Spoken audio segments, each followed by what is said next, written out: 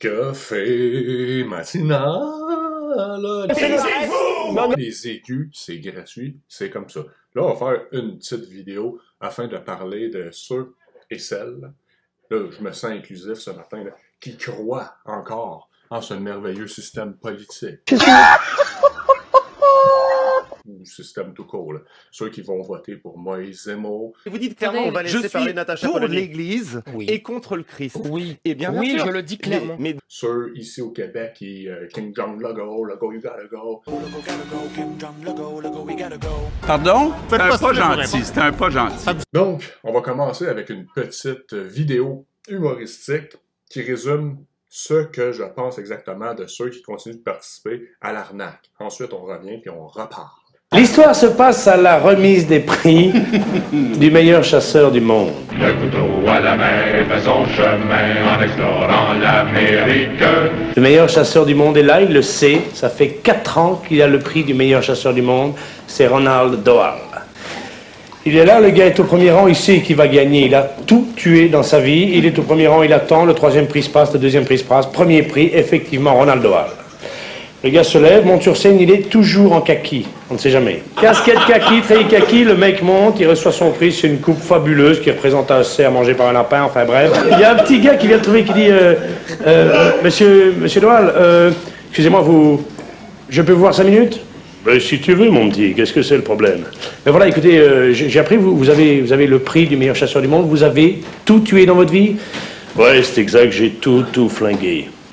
Parce que là, j'ai reçu un plan, là, j'ai fait, moi, de la prospection, et j'ai vu, je sais qu'il y a un lac au Canada, qui est perdu dans la montagne, dans la neige.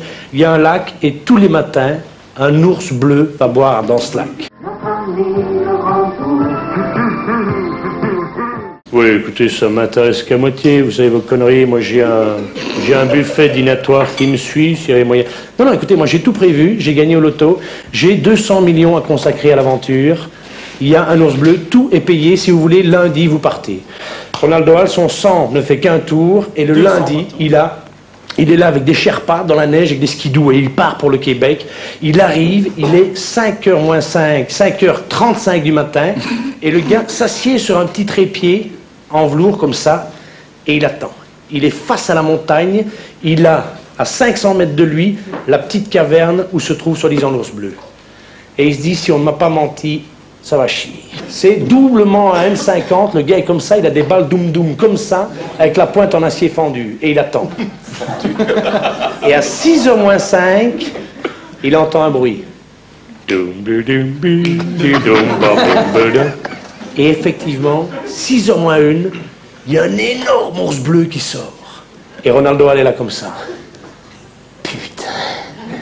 Putain d'ours bleu de mes deux. Et l'ours se penche pour boire, et à ce moment-là, il envoie la bastos. Et l'ours bleu sur l'aile, il fait... Ah, il est bleu, hein. Et il fonce, il traverse le fleuve, il attrape Ronald Doyle, il le retourne, il lui baisse son froc, il encule. En 5 minutes, il le déchire et il le jette comme une merde par terre et il s'en va. 5 jours après, le gars se réveille et fait « Demain, je tue cet ours ». Le lendemain, à 6h moins 5, le gars est sur son siège. Il a 40 coussins en éder pur. Il est comme ça. Il a un lange douate tout doux. Et le mec a un bazooka. Il est comme ça avec son bazooka, la mire lui vient ici. 6h moins 5, il attend l'ours. À moins 2. Rien ta gueule. L'ours se penche pour boire, et là-dessus, Ronald Doyle, il envoie la roquette. Et l'ours, il fait...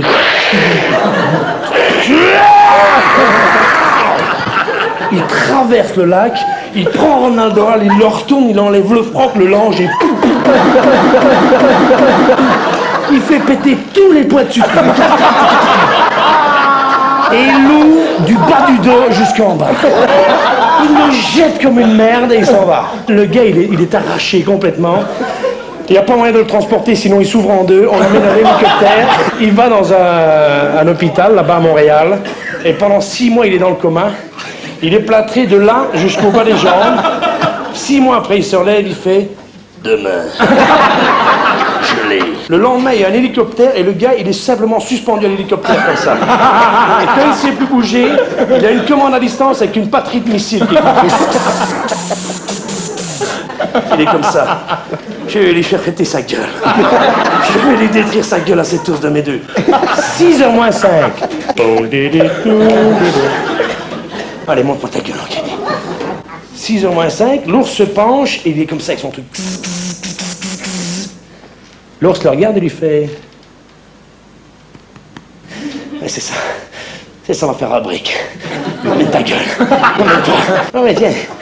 Viens montrer ta gueule, ok. Et l'ours s'approche tout doucement. Il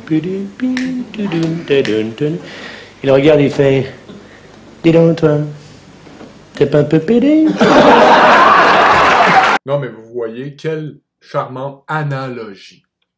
C'est exactement à ça que ça me fait penser. Ceux qui continuent de croire en la démocratie, dans la souveraineté du peuple, dans les bifurqueurs qui vont continuer de tourner en rond, puis ils vont bifurquer, ils vont se faire arnaquer, ils vont se faire défoncer.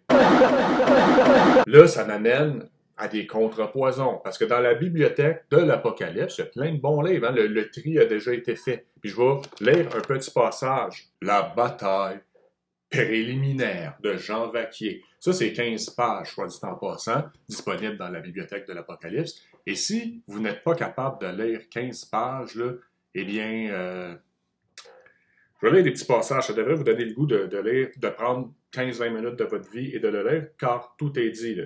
Lui a compris en 1989 où nous en étions à cette époque, alors imaginez aujourd'hui. Inquiétez-vous pas, ça sera pas long, je vais juste lire une petite partie. La bataille inférieure. Le dynamisme réactionnaire fondamental. Les véritables forces vives de la France ont toujours été anti-révolutionnaires. Le don initial qui a été fait à notre pays, c'est la monarchie chrétienne. La République laïque est un châtiment entraîné par les péchés du peuple. Propter peccata populi, le latin ultimement fluent. La tendance spontanée de la France ne va pas à la République, mais à la restauration. Notre nation désire notamment revenir au don initial. Tel est son dynamisme fondamental. Ce rejet instinctif de la Révolution est particulièrement sensible aujourd'hui. Nous assistons incontestablement à une renaissance des forces vives, de sorte que des traditionalistes, constatant la remontée du potentiel réactionnaire, se croient suffisamment puissants pour affronter, avec de sérieuses chances de succès, des épreuves de force qui les opposeraient au pouvoir révolutionnaire.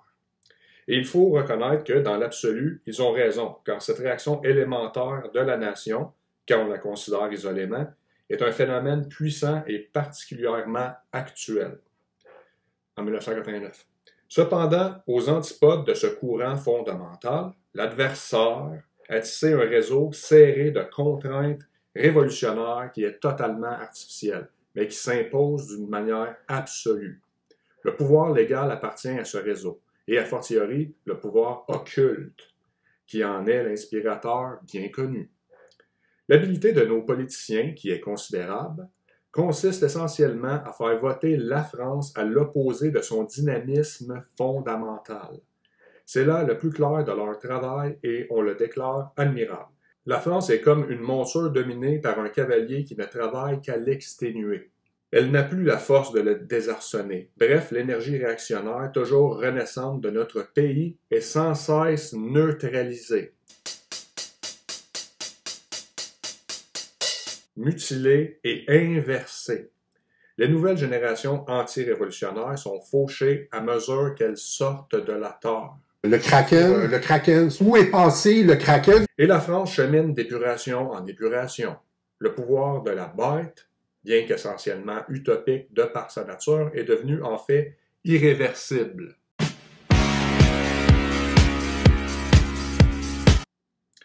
L'actuelle poussée du dynamisme réactionnaire ne doit pas nous faire illusion. Elle subira le même sort que les précédents. On lui prépare une nouvelle épuration.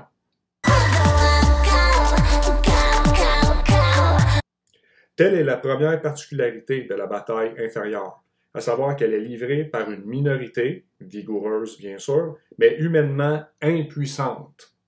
Il est bon que les chefs de groupe prennent conscience de cette première difficulté. Le dynamisme réactionnaire fondamental est réel, mais il est neutralisé par un dispositif révolutionnaire pratiquement insurmontable. Bon, on arrête ça là, ça suffit. Là. 15 pages, si vous voulez continuer de poursuivre la lecture et comprendre bien des choses, lisez ceci. Là. C'est gangréné, c'est le cancer terminal. Là. Êtes-vous pour la souveraineté du peuple dans le système, souveraineté du peuple ou le règne du Christ roi? Un catholique ne peut plus voter. Là. Il ne peut plus participer à cette farce-là. Il n'y a plus d'excuses à notre époque. Là. Désolé. Là. Il faut que j'en parle parce que, bon, on va dire bordel de merde. Bordel de merde! On est en République, bordel de merde! Éric Zemmour, Legault, on va changer Legault. Il faut le destituer, là, on va le remplacer. Puis là, une nouvelle marionnette, le monde n'a toujours pas compris que ce ne sont que des marionnettes. Mais, j'en reviens, lisez la bataille préliminaire. Là, vous allez être mieux formé sur qu'est-ce qu'il faut faire réellement. À qui on doit demander de l'aide. Donc, c'est ça qui est ça. Tourne-nous tout le monde, puis on lâche pas la patate, jamais. On garde la morale et son sens de l'humour.